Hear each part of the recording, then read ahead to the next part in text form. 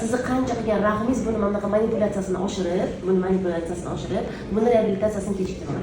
Bilaman xolos, bola shirin, bilaman, juda shirin, asal, misol uchun boshqa mana bunaqa muammosi bor deysiz, ayisiz, lekin aynan bu tashxisda ayashmaymiz. Bu tashxisda sal jostkiyroq bo'lamiz. Men sizga bitta kino tavsiya qilaman.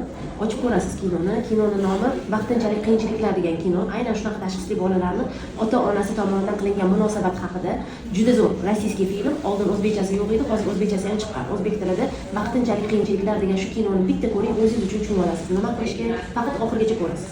Chunki asosiy joyi oxirida.